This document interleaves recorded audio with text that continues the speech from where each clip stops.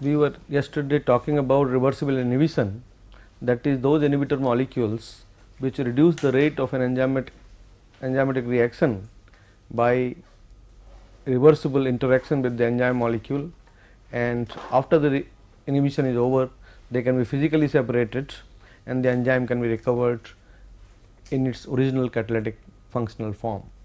Now, these reversible inhibitors are often categorized into three major classes based on certain general features, and some of the general features which are used to classify them are: one is pattern of binding of the inhibitor to either the enzyme molecule or the enzyme substrate complex, or in other words it leads to a specific mechanistic steps which are involved in the inhibitory effect. That means, the enzyme reaction rate is modified, reduced rather, to a new state in the presence of those inhibitor molecules. Based on that mechanism, then a rate expression is evolved, which also has characteristic features and for a particular class of inhibitor. Then one looks at the effect of the inhibitor on the Michaelis-Menten constant and the maximum reaction velocity of the reaction, and a particular class of inhibitor gives you a typical effect on the value of Km or Vm. Then another feature which can be looked at is the effect on the double reciprocal plot, the Lineweaver plot, and the nature of the Lineweaver plot, which is influenced as a function of inhibitor concentration, will also tell you about the class of a particular inhibitor. Then I think finally the type of inhibitor also influences the ultimate degree of inhibition, and as I mentioned earlier, the degree of inhibition is defined as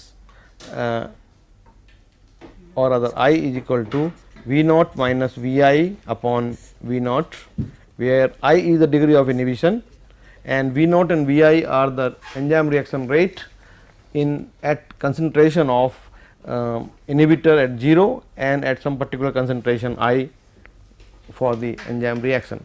Now, basically any inhibition pattern is studied on these basic lines, and yesterday we had looked at competitive inhibition, and to summarize the nature of competitive inhibition, the basic mechanistic step was that the inhibitor combines with the enzyme in a manner that prevents substrate binding. It may occupy the same binding site, it could also interfere with the binding due to steric hindrances in such a way that the binding of the substrate is prevented fully or partially, and essentially substrate and the inhibitor are mutually exclusive. Now, then their effect on the kinetic parameters of the enzyme reaction are just to increase the apparent Michaelis-Menten constant. The maximum reaction velocity remains unchanged. Then the inhibition constant, that means the reversible binding of enzyme with the inhibitor and the corresponding dissociation constant, is equivalent to the concentration of inhibitor that doubles the slope of initial reaction velocity inverse double reciprocal plot, that means 1 upon V versus 1 upon S plot. Now, if you recall, in the case of competitive inhibition, we had seen that your 1 upon Vi was equal to Km upon Vm 1 plus I over Ki into 1 upon S plus 1 upon Vm. The Michaelis-Menten constant is modified by the amount of this much 1 plus I over Ki, and therefore, the value of Ki essentially is equivalent to that concentration of the inhibitor at which the slope of the double reciprocal plot is double. That means, from the initial slope the value of the slope doubles, and that concentration of inhibitor gives you the magnitude of Ki. Then of course, degree of inhibition for the Michaelis-Menten for the competitive inhibition also depends upon all the parameters like, and the expression for degree of inhibition for competitive inhibitor can be written as Km into I over Ki whole divided by Km 1 plus I over K I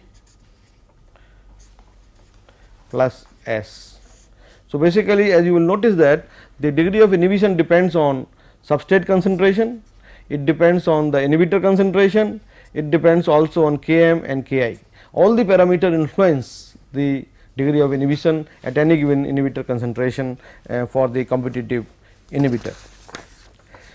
This is what we had discussed yesterday, and now if we come to the next class of major class of reversible inhibitor is a non-competitive inhibitor.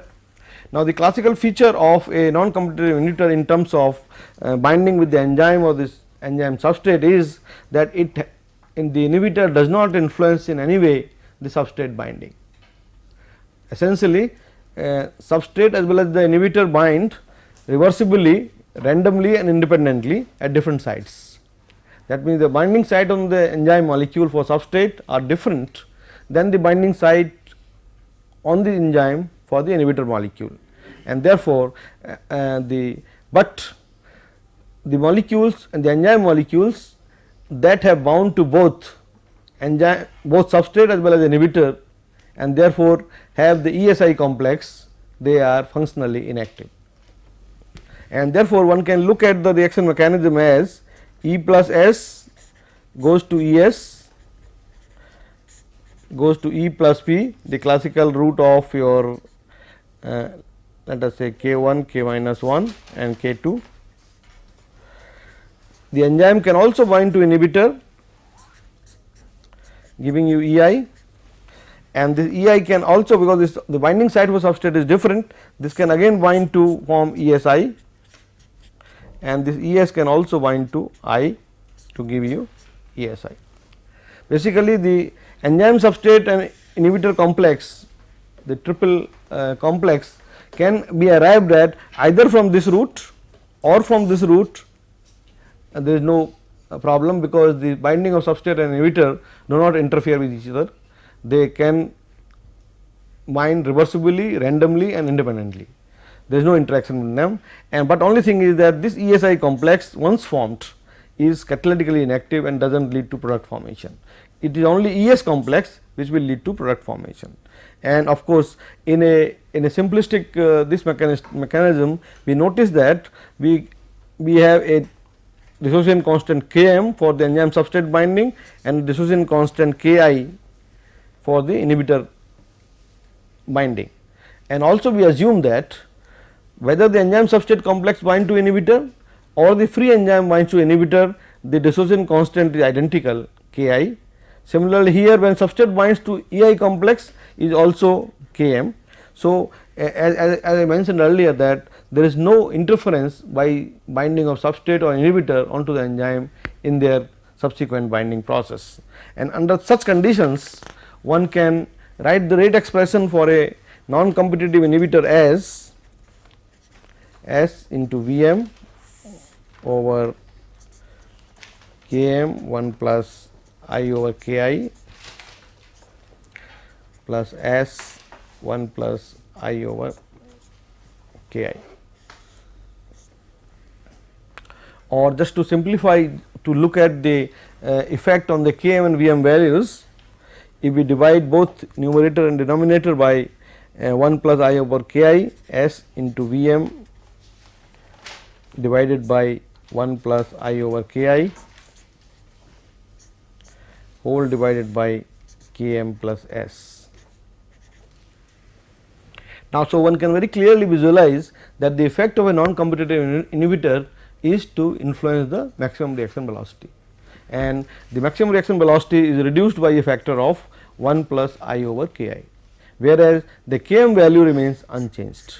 There is no effect on the Km value. Now, if you compare in contrast to the competitive inhibitor, where the Km value was altered, here the Vm value get altered and the Km remains. The modified maximum reaction velocity is equal to Vm upon 1 plus I over Ki. Now, basically if you look into mechanistic concept, it means essentially that the total fraction of the enzyme molecule which was originally present for catalytic function has now got distributed into ES, EI and EIS, and only a part of it which is in the form of ES is catalytically functional, and therefore, the maximum reaction velocity which is a function of enzyme concentration, and because this fraction is reduced. So, the net effect on the maximum reaction rate is experienced, but mind it that it does not influence the K2 value, the turnover number, because as we know that the Vm essentially is K2 into E naught. Now, here E naught corresponds for a in the presence of a non-competitive inhibitor to that fraction of the total enzyme which is in the form of ES. The ESI complex form is functionally inactive, and therefore, the K2 is not altered, it is the E0 which is modified or reduced by a factor of 1 plus I over Ki, and therefore, so how can the E0 be reduced? It is a fixed quantity. No, E0 is a fixed quantity when there is a non-inhibited reaction. Once the inhibitor is present, now then E0 will be distributed into free enzyme ES, EI and ESI. So, basically E0 is not reduced, but the effective concentration of the enzyme, effective total concentration of enzyme, I can put it real, let us say E naught, E bar, E prime not actually, the effective concentration of the enzyme which is catalytically functional is reduced, and it is only the ES component which is catalytically functional. So, why is ESI inactive? I mean, if they are independent sites, totally different sites. Yes, in many cases, when the binding of substrate can influence the catalytic function on the substrate binding, and they are independent, but as binding site, the binding wise it may be independent.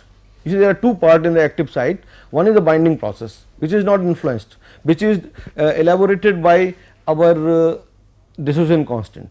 The binding part of the active site is demonstrated by the dissociation constant. The second part which is demonstrated is the catalytic function, which is given by K2 or the turnover number. Now, that remains, that can be influenced by the binding of the inhibitor. So, but here you are saying K2 is constant and the turnover number is unaffected. Turnover number is unaffected here in the sense that yes, in the case of the non-competitive inhibition, the turnover number will be unaffected as far as the kinetic parameter is concerned, but it can influence the catalytic capacity of the molecule, the enzyme molecule in total. How do we physically picturize it? Because I mean, we have an enzyme, we have two different sites, one of which enzyme is substrate is bound to the other, the inhibitor. I mean, if they are independent, I don't see a reason why they should be inactive. Yes, even though I is attached to it, why should it be inactive? So, no, this is where the question comes. When the enzyme and when the substrate and the inhibitor both are bound, it influences the whole molecule in such a way that the catalytic function is lost. It is a dead end complex, and the substrate cannot then the enzyme substrate part, the binding site on the enzyme which is bound by the substrate is not able to give the product. But when I say K2, I am referring K2 in the sense of the original catalytic function which was present, which is retained, and only in the presence of the bound inhibitor on the enzyme site, on the inhibitor binding site, the catalytic function is lost. The double reciprocal plot of the in the presence of non-competitive inhibitor is given as Km over Vm, 1 upon V is equal to Km over Vm, 1 plus I over Ki into 1 upon S plus 1 upon Vm, 1 plus I over Ki. Now, it clearly indicates that in the case of a non-competitive inhibitor, both the slope as well as intercept will undergo a change, and both the slope and the intercept are increased by a magnitude 1 plus I over k I. And therefore, if you look at the pattern of the Lineweaver plot, you essentially get at a increasing concentration of I, you get, let us assume that this is I is equal to 0 and some values of I as I1 and I2, which is increasing. The slope and the intercept are both increasing by a magnitude of 1 plus I over k I, and therefore, one can determine the value of k I as we saw in the case of competitive inhibitor by a secondary plot. That means, either you determine slope or intercept at different inhibitor concentration and make a plot between I and slope or intercept, you can get a straight line, because slope will be equal to Km over Vm 1 plus I over Ki, and therefore, one can determine the value magnitude of Ki either by plotting the slope versus the inhibitor concentration or by intercept. Either way one can determine, and that can give you the magnitude of inhibition constant. The third major category of the reversible inhibitor are uncompetitive inhibition. Now, in this category of reversible inhibitors, the inhibitor binds reversibly to the enzyme substrate complex. It does not have any mechanism to recognize the enzyme free enzyme. Only when the substrate is bound to the enzyme, it can bind to the enzyme substrate complex, and after binding of the inhibitor, the ES complex becomes a inactive complex, and the inhibitor does not bind to the free enzyme. So, essentially one can see ES E plus P, this can bind to inhibitor giving you ESI. Now, this is the dissolution constant Ki, classical Km and K2. So, essentially the inhibitor can bind only to the ES complex and does not bind to the free enzyme, and therefore, it is only responsible for the site. Now, such situations are very rare as far as the uni-substrate reactions are concerned. Very few cases, almost rare cases are there where one notices this kind of uncompetitive inhibition. In most of these cases are usually in relation to bisubstrate reactions, particularly because you notice here that the inhibitor binds after the substrate is bound. So, there is a sequence of binding. So, I mean, in cases only where there is a ordered sequence of binding of the ligands, then only the uncompetitive inhibition is feasible.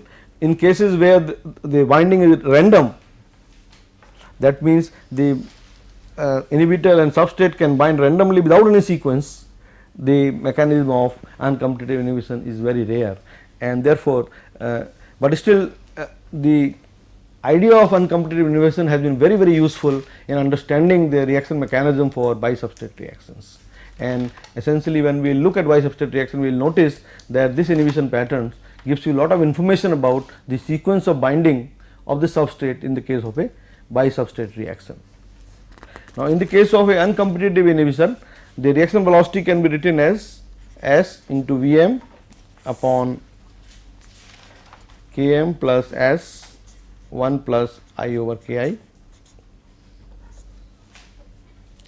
Again, if you just to bring it in the same format of Michaelis-Menten equation, if you can divide both numerator and denominator by your 1 plus I over Ki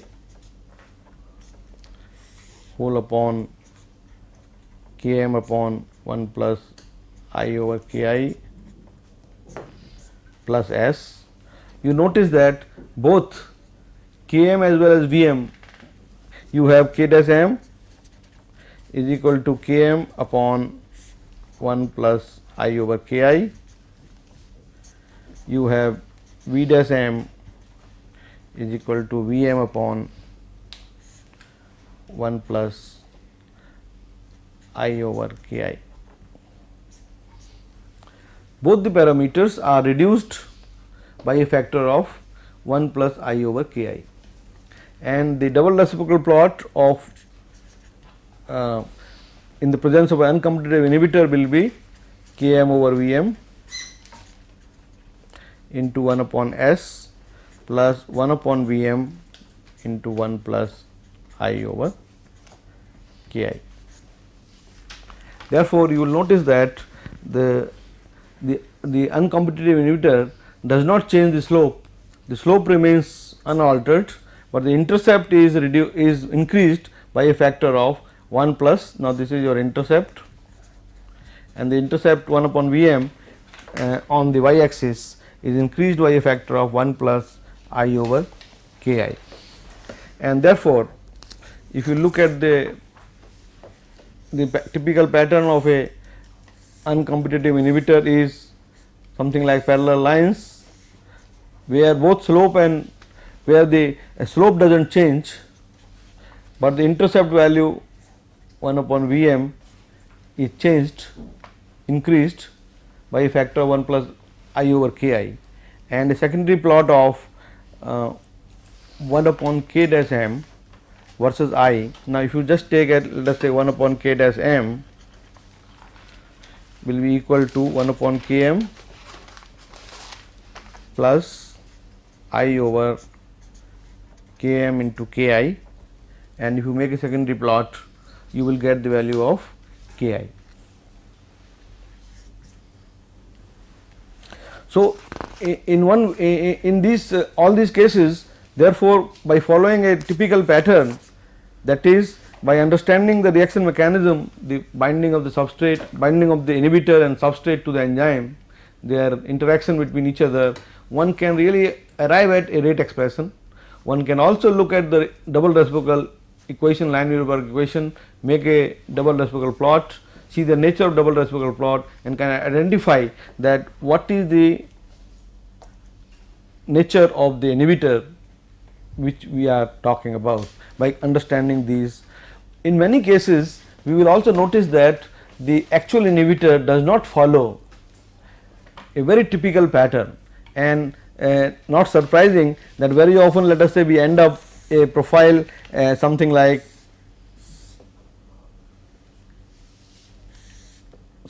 this, which intercepts, which does not intersect on the y axis nor on the x axis, and it intersect at somewhere on the middle point.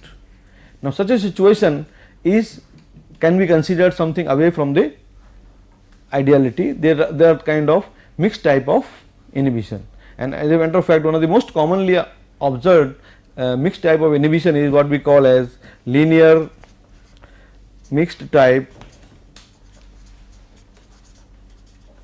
inhibition.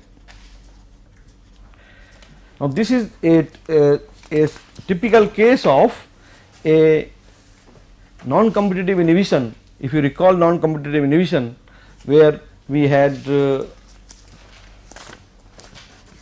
where we have considered the binding of the inhibitor to either the substrate or the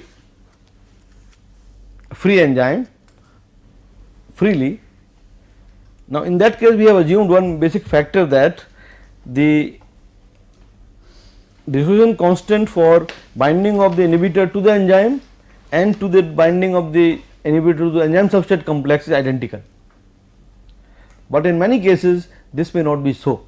The dissociation constant for binding of inhibitor to enzyme may be different than the dissociation constant for inhibitor binding to ES complex, and there might be a let us say a interaction factor of alpha, and if we consider that, in such a case we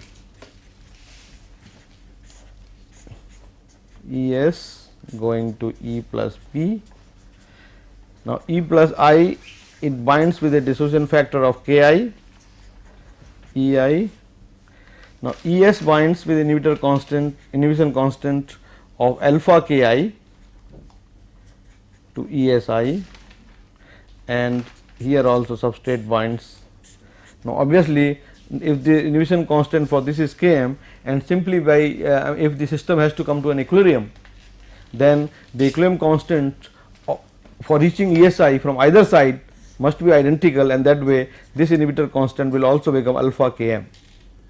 And therefore, in most cases it so happens that the inhibition constant for binding of inhibitor to the free enzyme or binding of inhibitor to the enzyme substrate complex are not identical as assumed in the non-competitive inhibition, and therefore, they influence the presence of the inhibitor on the enzyme changes K m also by the same factor alpha K m, and in such cases one can the rate expression becomes modified as V m into S upon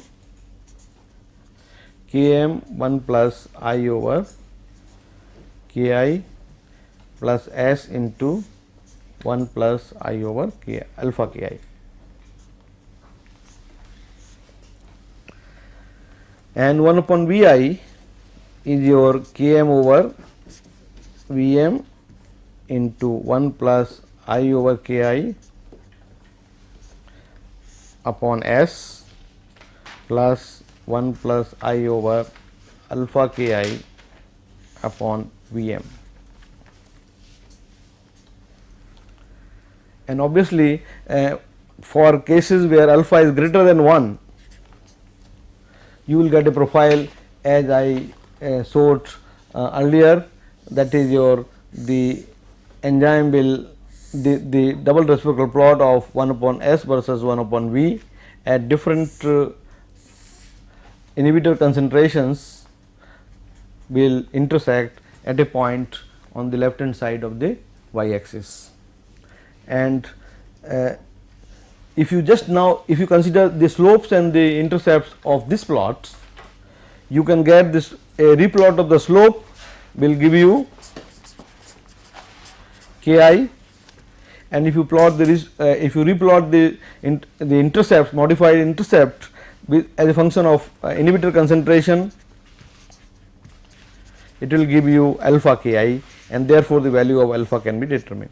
That means the magnitude by which the dissociation constant of binding of inhibitor is modified can be determined, and essentially such profiles are indicative of modification of the dissociation constant as a function of substrate binding in the non-competitive, and such cases are very commonly found, and in most of the practical cases they are usually not the ideal type of inhibition patterns, they are rather mixed type of inhibition patterns, and these mixed inhibition patterns are essentially attributed to modification in the dissociation constant as they are obtained in the. Now, another feature which you recall that I mentioned, a general feature which gives you the properties or the characteristic of any type of inhibition pattern is degree of inhibition.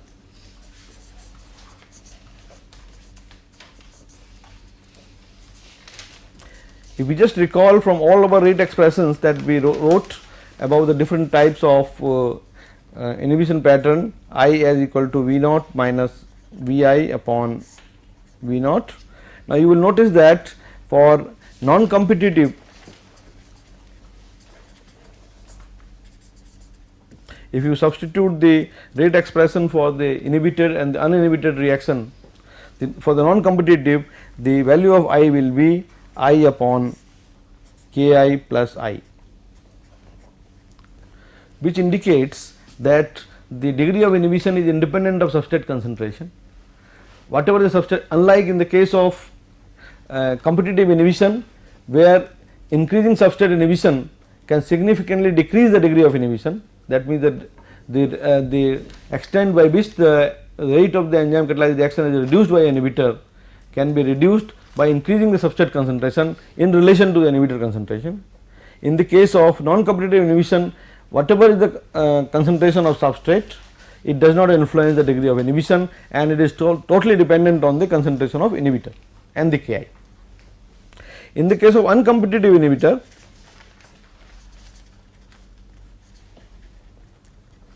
the degree of inhibition is S into I upon Ki into Km plus S and 1 plus I over Ki. Now, which the degree of inhibition will rise from, let us say, S equal to 0 when there is no reaction, to a limiting value of I 1 plus I over Ki at very high value of substrate concentration. When substrate concentrations become very high, the limiting the degree of inhibition will be 1 plus I over Ki, but it will depend, like competitive inhibition, on the substrate concentration, inhibitor concentration, Ki and Km, all the parameters. Now, in the case of linear mixed inhibition, essentially the degree of inhibition will be largely dependent upon the magnitude of alpha, the magnitude by which, like in the case as I mentioned earlier, that the mixed inhibition is a special case of non-competitive inhibition, where otherwise substrate concentration does not influence the degree of inhibition, because the binding sites are different and they do not interfere with each other. But in the case of mixed inhibition, the magnitude of inhibition will be dependent on the ratio of the resolution constant for free enzyme and enzyme substrate complex with the inhibitor, and the alpha will determine the magnitude of the degree of inhibition. So, these are some of the typical characteristic categories of the inhibition patterns which are commonly noted, and as I mentioned in the beginning, that they have a key role to play in understanding the mechanism of a variety of complex reactions, particularly the bisubstrate reactions. The inhibition patterns obtained for bisubstrate reaction gives you a lot of information about the binding pattern of different substrate or the sequence of binding of the different substrate in the case of a multi substrate reaction. While in the case of a single substrate reaction, that is what we have been talking so far, the life is simple, because there is only one substrate and we are concerned with the binding of that substrate. In the case of a bisubstrate reaction, we have much more possibilities, much more types of mechanistic approaches are feasible and they are taken into account. So in the case of uncompetitive inhibition at very high substrate concentrations, what will be the value of degree of inhibition? At very high substrate concentration, that when we say very high substrate concentration, we are talking as is much greater than Km, Yes, and we are talking in the zero order regime, yes, and then the degree of inhibition at very high substrate concentration will be significantly high, because then it will reach the limiting value of 1 plus I over Ki. How is it reaching that limiting value, sir? Huh? You see, this becomes, then Km becomes K and S gets cancelled, Yes, sir. and then you get degree of inhibition will be I upon Ki into 1 plus I upon Ki. Yes. It reaches the limiting value of 1 plus I upon Ki maximum, but otherwise at low substrate concentration this will then be somewhere in between 0 and that value. Now, another way to look at this which I like you to understand and appreciate is to look at the inhibition pattern is in a generalized way rather than in specific cases. And you will notice that if we look at a very generalized scheme of inhibition patterns, if we look at, let us say, enzyme going to enzyme substrate complex going to E plus P, then enzyme also enacting to EI, ESI and obviously ESI. Now, if we consider each of the reversible steps, of course, we are not here concerned with the irreversible step, because that determines the rate of the reaction. The interaction of the reversible steps, if we say that, let us say the dissolution constant for E is this step is ES and this is KEI, this is KESI, this is also KES. Now, in the three different cases that we talked about for the type of inhibition, in the case of a competitive inhibition, in the kind of a competitive inhibition, your magnitude of what will be the magnitudes of the respective your KESI will tend to infinity. See, KES and KEI will have definite magnitude, that means the enzyme can bind either to inhibitor or to a substrate, and KES and KEI will have definite magnitude, but the KESI either will be infinity, and that is a typical case of a competitive inhibitor. In the case of a non-competitive inhibitor,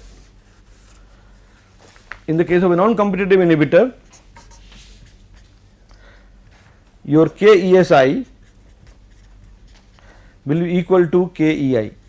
That means these two dissociation constants are identical, and that is what, as a matter of fact, in the case of a mixed inhibition they are different by a factor alpha, and in the case of a uncompetitive inhibition